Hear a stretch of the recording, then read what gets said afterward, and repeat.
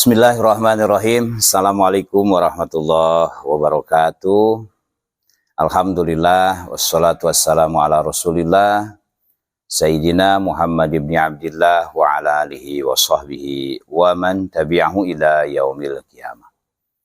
Asyhadu an la ilaha illallah wa asyhadu anna Muhammadan abduhu wa rasuluh. Allahumma rabbi syrah li sadri wa yassir li amri wahlul 'uqdatam min lisani yafqahu qawli, amma ba'du. Sahabatku dimanapun berada, keluarga, anak-anakku dimanapun berada, puji dan syukur mari kita panjatkan kehadirat Allah Subhanahu wa Ta'ala. Shalawat salam semoga tercurah limpahkan ke baginda tercinta Habibana wa Nabiyana Muhammad sallallahu alaihi wasallam. Mudah-mudahan sahabat-sahabatku diberi umur panjang oleh Allah Subhanahu wa Ta'ala, sehat, rizkinya selalu dimudahkan oleh Allah Subhanahu wa Ta'ala. Keluarga, anak-anak diberikan anak-anak yang soleh dan solihah. Bapak Ibu sekalian, sahabatku, bulan ini adalah bulan nisfu Sya'ban atau bulan Sya'ban. Sebentar lagi kita akan menghadapi nisfu Sya'ban. Kita akan bercerita tentang nisfu Sya'ban. Nah, itu. Mudah-mudahan ini ada hikmahnya karena beberapa hari ke depan kita akan menghadapi nisfu Sya'ban. Sahabatku, sebagaimana kita ketahui ada amal yang distorkan kepada Allah melalui malaikat harian, pagi, sore, ada yang mingguan, dan salah satunya ada yang tahunan. Di satu malam, Rasulullah Shallallahu Alaihi Wasallam kedatangan malaikat Jibril alaihissalam. Kata malaikat Jibril, "Wahai Muhammad Nabiullah, bangun, lalu bersolatlah. Karena malam ini adalah malam yang pintu rahmat Allah dibuka. Rahmat Allah akan turun kepada semuanya." Lalu Nabi Muhammad bertanya ke malaikat Jibril, "Wahai malaikat Jibril, memangnya malam apa ini? Dan apa? Rahmat seperti apa yang akan diberikan?" Kata malaikat Jibril, orang-orang yang memohon kepada Allah, beristighfar kepada Allah. Malam ini adalah malam nisfu Sya'ban, yang mana Allah turunkan 300 rahmat di malam ini. Maka bangun dan salatlah. Mohon kepada Allah Subhanahu wa Ta'ala, salat hajat, salat sunat, laksanakan 2 rakaat, kata malaikat Jibril alaihissalam. Lalu selain rahmat diturunkan oleh Allah Subhanahu wa Ta'ala, apalagi malaikat Jibril, kata Nabi Muhammad SAW. Malaikat Jibril menjawab, malam ini malam ampunan dari Allah Subhanahu wa Ta'ala. Selama dia tidak musyrik dan tidak menyekutukan kepada Allah Subhanahu wa Ta'ala, dosanya akan diampuni oleh Allah. Kecuali hakul adami. Kalau hakul adami itu hakul adami harus dilaksanakan. Ketika punya utang dengan tetangga, dengan teman, itu harus dibayar. Tapi ini dosa kepada Allah Subhanahu wa Ta'ala akan diampuni. Kata malaikat Jibril, selama dia tidak melaksanakan musyrik, menyekutukan Allah Subhanahu wa Ta'ala. Ada lagi, kata Nabi Muhammad ke malaikat Jibril, ada. Selain persyaratannya tidak musyrik, tidak menyekutukan Allah, ada beberapa orang di malam nisfu Sya'ban itu tidak akan diampuni dosanya oleh Allah Subhanahu wa Ta'ala. Kata malaikat Jibril, yang pertama adalah orang-orang yang bersihir, melakukan sihir, mengunjungi sihir, tukang sihir. Karena hadis Rasul menyatakan, barang siapa yang berkunjung ke ahli sihir atau ke ahli dukun, 2/3 agamanya hilang. Yang kedua, kata malaikat Jibril, Yang tidak akan diampuni pada malam nisfu Sya'ban itu adalah orang-orang pendendam. Pendendam. Itu tidak akan diampuni oleh Allah Subhanahu wa taala. Jadi kita jangan kalau punya dendam dengan sesama, dengan tetangga, dengan lain-lain, dengan teman-teman kita, hilangkan ketika dari mulai sekarang dan seterusnya. Sehingga ampunan Allah akan turun kepada kita semua. Mudah-mudahan kita termasuk orang yang tidak pendendam. Dan selanjutnya orang yang tidak akan diampuni oleh Allah Subhanahu wa taala adalah yang selalu datang ke dukun. Nah, ini dukun. Orang yang sering datang ke dukun itu tidak akan diampuni oleh Allah Subhanahu wa taala di malam nisfu Sya'ban, apalagi malam-malam seterusnya. Selanjutnya kata malaikat Jibril, orang yang tidak akan diampuni oleh Allah Subhanahu wa taala di malam nisfu Sya'ban itu adalah orang-orang peminum minuman keras yang memabuk-mabukkannya. Dia tidak tobat. Selamanya tobat sebulan, minum lagi, tobat seminggu, minum lagi. Itu tidak akan diampuni oleh Allah Subhanahu wa taala pada malam nisfu Sya'ban. Selanjutnya yang tidak akan diampuni kata malaikat Jibril ke Nabi Muhammad SAW adalah orang-orang yang sering melakukan zina, orang-orang penzina. Orang-orang yang melakukan zina itu tidak akan diampuni oleh Allah Subhanahu wa taala. Bahkan orang yang berzina itu dosa 160 rumah itu tidak akan mendapatkan balai dari Allah. Ketika satu orang yang melaksanakan zina itu ke sebelah kanan, ke sebelah kiri, ke depan, ke belakang 40 rumah itu kebagian dosanya, balainya. Maka orang yang berzina, yang melakukan zina tidak tobat, dia tidak akan diampuni pada malam nisfu Sya'ban. Selanjutnya yang akan tidak diampuni oleh Allah Subhanahu wa taala orang-orang yang memakan harta riba. Nah, ini tidak akan diampuni oleh Allah Subhanahu wa taala. Dan selanjutnya kata malaikat Jibril ke Nabi Muhammad, yang tidak akan diampuni oleh Allah Subhanahu wa taala orang-orang yang sering mengadu domba untuk merusak. Datang ke si A, merusak dengan si B hubungannya baik, merusak lagi. Dalam merusak bisnisnya, merusak perusahaannya, mengadu domba, menghancurkan orang lain. Itu tidak akan diampuni oleh Allah. Dan selanjutnya kata malaikat Jibril adalah orang-orang yang memutuskan tali silaturahmi. Yang memutuskan tali silaturahmi itu tidak akan diampuni di malam nisfu Sya'ban ini. Dan malam-malam seterusnya di malam nisfu Sya'ban saja tidak diampuni, apalagi malam-malam selanjutnya. Itu orang yang memutuskan silaturahmi. Maka jalin tali silaturahmi. Baik sesama tetangga, kerabat. Karena sekarang sudah bebas dengan media sosialnya. Media sosial kita bisa berteman dengan Facebook, Instagram, YouTube, dan lain-lain. Seperti kita sahabat-sahabat di YouTube, kita bertemu, kita saling sapa, kita saling mendukung, kita saling mengunjungi, kita saling support. Itu adalah bentuk salah satunya silaturahmi. Kalau yang memutuskan silaturahmi, dia tidak akan diampuni di malam nisfu Sya'ban. Dan yang terakhir kata malaikat Jibril, orang-orang yang tidak akan mendapatkan ampunan dari Allah Subhanahu wa taala pada malam nisfu Sya'ban dan malam-malam seterusnya adalah orang-orang yang menyakiti hati orang tuanya. Mungkin Bapak Ibu sahabatku punya orang tua, jangan sakiti. Kata Allah dalam Al-Quran bahkan berdampingan. Kata Allah dalam Al-Quran, Bismillahirrahmanirrahim, Anishkurli. Kata Allah yang pertama, syukuran kepadaku. Kata Allah. Yang kedua, wali-walidaik. Dan orang tua. Apa syukuran kepada Allah? Adalah melaksanakan sholat yang 5 waktu. Melaksanakan ketakwaan. Melaksanakan ibadah. Bagaimana syukuran kepada orang tua? Sesudahnya melaksanakan sholat.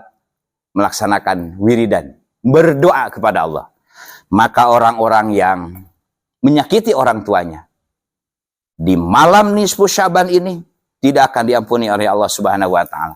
Sahabatku, Bapak Ibu dimanapun berada, kita sering mendengar, karena kalau ibadah haji dan ibadah umroh itu adalah miniaturnya akhirat. Jadi kalau punya kelakuan jelek di kampung halamannya, lalu dia melaksanakan ibadah umroh, dia akan mendapatkan balasannya. Gambarannya apalagi di akhirat. Kita banyak sering mendengar lah, banyak orang-orang yang bercerita tentang yang melaksanakan ibadah haji atau umroh. Ketika di Arabnya, ketika melaksanakan ibadah haji dan umrohnya, dia susah makan. Dia sering kesasar. Dia sering tidak mendapatkan tempat duduk. Selalu penuh, padahal luas. Ketika mau makan, lauk pauknya tidak ada, nasinya ada. Lauk pauknya ada, nasinya ada. Ketika ditanya, banyak yang bercerita bahwa ketika di tanah airnya itu, di kampung halamannya, punya orang tua, tapi dia tidak mau berbagi. Hartanya banyak, ada, tapi tidak mau berbagi. Maka jangankan di akhirat, di tanah haram saja, di Makkah dan di Madinah, itu akan dirasakan ketika orang tua disakiti. Merasa dia hebat, jasa orang tuanya dihilangkan. Nah itu tidak akan mendapatkan pengampunan dari Allah Subhanahu wa Ta'ala di malam nisfu Sya'ban. Sahabatku dimanapun berada, itu salah satu cerita malaikat Jibril dengan Nabi Muhammad SAW dalam kitab Durratun Nasin 226. Lalu bagaimana kewajiban kita sebagai anak terhadap orang tua? Baik sudah meninggal atau masih ada lagi, masih hidup. Dalam kitab Tanbihul Ghafilin ayat halaman 45 diceritakan ada beberapa kewajiban anak terhadap orang tua. Satu adalah ketika orang tua memerlukan makan, ketika orang tua memerlukan minum, maka anak harus memberikan makan terhadap orang tua, anak harus memberikan minum terhadap orang tua. Kalau kita makan daging, orang tua harus merasakan daging. Kalau kita memakan makanan yang enak, orang tua juga harus kita merasakan. Paling tidak dikasih tahu mama, ibu, bapak, abah, atau yang lainnya, panggilannya. Makan ini, mau tidak? Kasih tahu, paling tidak kasih tahu. Yang kedua, kata kitab Tanbihul Ghafilin, ketika orang tua membutuhkan bantuan tenaga, ketika orang tua menyuruh, nah tolong perbaiki genting, maka anak harus sigap dan harus siap, baik melaksanakan diri sendiri, oleh sendiri, atau menyuruh orang lain. Ketika orang tua meminta bantuan kepada kita, maka kita harus berikan bantuan terhadap orang tua. Ketika orang tua menyuruh, maka kita sebagai anaknya harus melaksanakan. Bapak Ibu sekalian, sahabatku dimanapun berada. Lalu, kewajiban anak terhadap orang tua ketika orang tua memanggil. Kalau memang jaraknya dekat, kalau memang jaraknya bisa ditempuh dengan cepat. Ketika orang tua memanggil, maka datanglah secepat kepada orang tua. Apakah kita jalan kaki, lari, pakai kendaraan, roda 2, roda 4, atau pesawat. Ketika orang tua memanggil, secepatnya kita datang. Itu salah satu kewajiban anak terhadap orang tua. Selama tidak memanggil untuk maksiat. Dan selanjutnya kewajiban anak terhadap orang tua adalah ketika orang tua menyuruh melaksanakan A, B, dan seterusnya, maka kita harus taat terhadap orang tua selama orang tua tidak menyuruh kepada kemaksiatan. Orang tua tidak menyuruh kepada hal-hal yang dilarang oleh Allah, Rasulullah, negara, dan agama. Maka itu kita tidak boleh mengikuti kalau orang tua menyuruh terhadap kemaksiatan. Lalu kewajiban anak terhadap orang tua jangan sekali-kali memanggil nama. Ini sahabatku, jangan sekali-kali memanggil nama orang tua. Seumpamanya memang awalnya abah, memang awalnya mama, memang awalnya bapak memanggilnya, tapi disebutkan namanya. Seumpamanya namanya A, namanya B, itu tidak boleh. Kewajiban orang tua wajib menghormati orang tua, ibu bapak kita dengan bapak, dengan nama, panggilan-panggilan, bukan panggilan namanya, panggilan khusus kita. Apakah dengan abi, dengan abah, dengan umi, dengan mama, dengan apapun, asal jangan panggil namanya. Bahkan dalam kitab Ta'limul Muta'alim, orang anak memanggil orang tuanya dengan namanya, itu akan diwaris pakir harta, pakir ilmu. Maka hindari.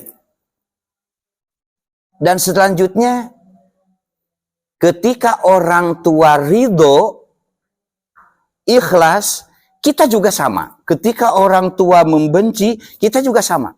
Kesukaan orang tua, kesukaan kita. Yang dibenci orang tua, dibenci oleh kita. Artinya apa? Ketika orang tua punya kesukaan A, membenci seperti B, maka anak harus mengikuti seperti orang tua. Dan yang terakhir, kewajiban anak terhadap orang tua adalah mendoakan orang tua.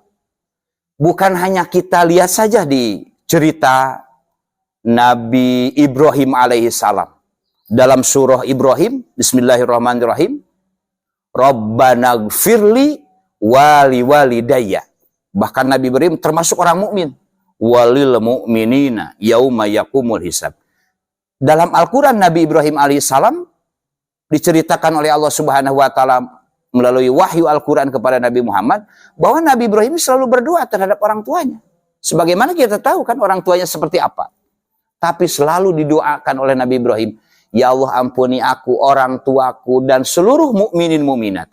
Jadi kita Bapak Ibu sekalian sebagai orang mukmin harus bangga bahwa Nabi Ibrahim selama kita menjadi mukmin, artinya melaksanakan seluruh perintah Allah, sudah didoakan oleh Nabi Ibrahim ribuan tahun yang lalu. Kita sudah diistighfarkan oleh Nabi Ibrahim. Bahkan sampai sekarang dalam Al-Quran dicatat doa Nabi Ibrahim, permohonan kepada Allah. Ini salah satunya adalah berdoa kepada Allah Subhanahu wa taala. Bapak Ibu sekalian, banyak yang diceritakan oleh para ulama, oleh kitab-kitab salafi, bahwa ketika kita melakukan salah terhadap orang tua satu kali, maka akan mendapatkan balasan puluhan, ratusan, bahkan ribuan ketika anak kita melakukan yang seperti yang kita lakukan terhadap orang tua. Kalau kita pernah menipu orang tua satu kali, 1 rupiah, berarti anak kita mungkin 1 juta, mungkin 1 miliar yang akan merusak kita sendiri. Maka di malam nisfu Sya'ban ini, anak yang tidak berbakti, anak yang sering menyakiti orang tua, itu tidak akan diampuni oleh Allah Subhanahu wa taala. Sahabatku sekalian, dalam satu hikayat dalam kitab Irsyadul Ibad, Allah Subhanahu wa taala memberikan wahyu terhadap Nabi Sulaiman alaihissalam. Kata Allah kepada Nabi Sulaiman, wahai Nabi Sulaiman, berangkatlah ke satu lautan, datanglah ke pesisir pantai, carilah di sana ada beberapa keanehan-keanehan yang belum pernah engkau lihat, yang belum pernah engkau rasakan. Lalu Nabi Sulaiman karena seorang raja yang belum pernah ada di muka bumi itu, menaklukkan jin, ifrit, tumbuhan, hewan ternak, di atas, di bawah, semuanya takluk kepada Nabi Sulaiman. Dibawalah ke pinggir pantai. Ketika masuk ke pantai, Nabi Sulaiman melihat ke kiri ke kanan, tidak ada apa yang aneh menurut Allah. Yang katanya Allah ada keanehan di pinggir lautan, ternyata tidak ada. Lalu Nabi Sulaiman menyuruh kepada jin ifrit lah, tolong jin ifrit masuk ke lautan. Selam, kira-kira kalau sekarang itu. Masuklah. Lalu seluruh jin dan ifrit di saat itu masuk ke lautan. Tidak lama kemudian datanglah ifrit dan jin itu kepada Nabi Sulaiman dan melaporkan bahwa tidak ada Nabiullah. Di lautan sama biasa ikan, udang, ikan hiu, ikan pari, dan lain-lain. Itu ada. Tidak ada keanehan apapun. Biasa normal, kata jin dan ifrit. Lalu ada sahabat Nabi Sulaiman yang luar biasa solehnya. Dia berdiri, begini sajalah. Wahai Nabiullah, wahai Rasulullah. Kata sahabat Nabi Sulaiman itu, sebelum Nabiullah mengedipkan mata, keanehan itu akan saya ambil. Kata Nabi Sulaiman, benar? Ya. Sebelum saya mengedipkan mata, sebelum membuka lagi, memejamkan mata lalu mengedipkan mata, harus ada. Siap dengan izin Allah. Kata sahabat Nabi Sulaiman. Lalu sesuai dengan perintahan dengan aba-aba, kalau kira-kira seperti itu. Belum saja Nabi Sulaiman membuka matanya, ternyata sahabat yang soleh itu sudah membawa dari lautan di depan rakyat Nabi Sulaiman sendiri. Membawa apa? Membuat sebuah bangunan yang indahnya luar biasa. Bangunan yang terbuat dari intan berlian. Semua kaum-kaum dan rakyat Nabi Sulaiman, Nabi Sulaiman merasa aneh. Lalu Nabi Sulaiman mencari pintunya. Diketemulah pintunya itu. Lalu dibukakan oleh Nabi Sulaiman AS. Ketika Nabi Sulaiman membukakan pintu, lalu Nabi Sulaiman dan seluruh rakyatnya melihat ada seorang laki-laki yang sedang sholat, yang sedang bersujud, yang sedang ruku. Nabi Sulaiman merasa heran. Di tengah lautan ada bangunan yang luar biasa indahnya, yang luar biasa mewahnya, yang belum pernah ada di muka bumi. Melihat lagi-lagi ada seorang laki-laki yang sedang sholat. Lalu Nabi Sulaiman bertanya kepada laki-laki itu, wahai fulan, siapa nama kamu? Apakah kamu dari golongan jin, ifrit, iblis, manusia? Kata laki-laki itu menjawab kepada Nabi Sulaiman alaihissalam, wahai Nabiullah, saya adalah sama seperti kalian. Saya manusia biasa. Lalu laki-laki itu bertanya, ini di zaman apa dan hari apa sekarang?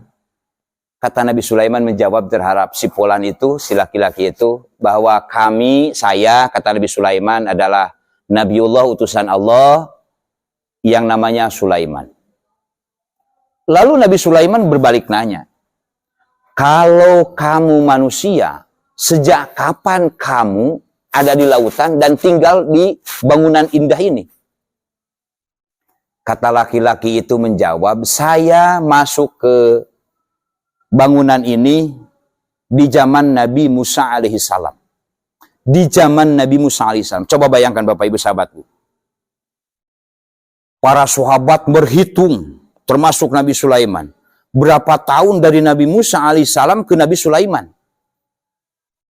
Dihitung, ada waktu hampir 1000 tahun. Laki-laki itu tinggal di lautan, tinggal di bangunan.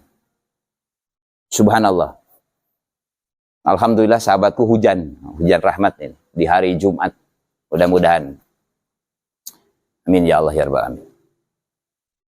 Lalu Nabi Sulaiman bertanya terhadap laki-laki itu, memangnya pekerjaan apa yang kamu lakukan? Mohon maaf kalau memang salah, di dalam Irsyadul Ibad bisa dilihat oleh semuanya sahabat-sahabatku. Kata laki-laki itu, saya itu dulu di zaman Nabi Musa itu punya orang tua dua, bapak dan ibu. Yang satu tidak melihat, yang satu lumpuh. Kalau sekarang stroke lah kira-kira ya. Tidak melihat dan satu lumpuh. Hampir puluhan tahun, ketika orang tua memerlukan mau berangkat kemanapun, orang tua selalu menempel di punggung saya. Selalu menempel. Di punggungnya, di bawahnya, kemanapun. maunya orang tua. Itu bukan hanya 1 tahun, puluhan tahun. Ada yang bercerita 30, ada yang bercerita 70 tahun, 30 tahun. Kemanapun orang tua. Dan dia betul-betul ikhlas kepada Allah menghormati, melayani orang tua. Sebelum meninggal orang tua, kata laki-laki itu kepada Nabi Sulaiman dan seluruh rakyatnya, sebelum meninggal, ibu saya berdoa di akhir hayatnya, ya Allah, tolong jauhkan anak saya dari seluruh godaan syaitan. Dengan bercucuran air mata, ibunya mendoakan anaknya. Karena anaknya yang sudah menggendong, membawa kemanapun kemauan ibunya. Tolong ya Allah, jauhkan dia dari godaan syaitan. Lalu orang bapaknya itu ketika mau meninggal, sama mendoakan. Ya Allah, panjangkan umur anakku. Ya Allah, panjangkan umur anakku. Subhanallah. Yusabbihu radul malaikat. Yusabbihu radul malaikat. Ada gugur. Mudah-mudahan kita selamat. Orang bapaknya mendoakan untuk panjang umur, sehingga kita bisa tarik kesimpulan sejarah Nabi Sulaiman itu, laki-laki itu adalah doa ibu ketika betul-betul kita melakukan kebaikan terhadap orang tua mustajab, diijabah oleh Allah. Doa ibu, doa bapak diijabah oleh Allah Subhanahu wa taala. Maka kita harus berbuat baik terhadap orang tua, khususnya di malam nisfu Syaban ini. Kalau memang orang tua masih ada, kita datangi dan mohon ampunan sebelum datangnya nisfu Syaban. Kalau sudah meninggal, datangi kuburannya, atau kita berdoa kepada Allah Subhanahu wa taala, memohon ampunan kepada Allah Subhanahu wa taala. Takutnya sahabatku dimanapun berada, ketika malam nisfu Syaban, kalau memang kita tidak main sihir, tidak melakukan dukun, tidak melakukan pendendam, tidak melakukan zina, tidak melakukan memakan harta riba, tidak memutuskan silaturahmi, tapi satu, hati-hati, tidak berbuat baik terhadap orang tua, maka dosanya itu tidak akan diampuni oleh Allah Subhanahu wa taala. Sahabatku, mudah-mudahan kebetulan lagi pembuatan ini lagi hujan besar, kata Rasul, doa yang akan diijabah itu ketika turun hujan. Mudah-mudahan ketika turun hujan hari ini Allah Subhanahu wa taala memberikan ampunan kepada kita semua. Kita termasuk orang yang dicatat baik terhadap orang tua. Kita menjauhi yang dilarang oleh Allah, menjauhi yang dilarang Rasulullah, menjauhi yang dilarang oleh adat istiadat, lingkungan, dan negara agama. Karena pernah Rasul ditanya oleh sahabat, Ayul a'mali afdalu ya Rasulullah. Amal apa yang harus kita lakukan yang paling istimewa? Kata Rasulullah menjawab, as-salat. Salat tepat waktu. Sumayun, apalagi? Kata sahabat, Rasul menjawab, birrul walidain. Jadi kebaikan terhadap orang tua itu luar biasa. Seperti tadi yang disampaikan, sehingga Allah dalam Al-Quran menyandingkan Allah dengan orang tua. Ketika kita berbuat baik terhadap Allah, berbuat baiklah kepada orang tua. Ketika berbuat kepada Allah, tidak terbaik kepada orang tua, maka itu akan sia-sia. Mudah-mudahan kita selamat. Di nisfu Syaban kita melaksanakan dan mendapatkan ampunan dari Allah Subhanahu wa taala. Kita, keluarga kita, anak-anak kita, sahabat kita, dan dimanapun berada, mudah-mudahan ada dalam pengampunan Allah Subhanahu wa taala. Mohon maaf apabila ada kekurangan, sahabat-sahabatku. Mohon maaf ya apabila ada kekurangan. Kalau ada kesalahan boleh dikoreksi di deskripsinya atau di komennya. Di komennya boleh, kalau ada salah mohon maaf. Saling meluruskan saja. Billahi taufiq wal hidayah. Assalamualaikum warahmatullahi wabarakatuh.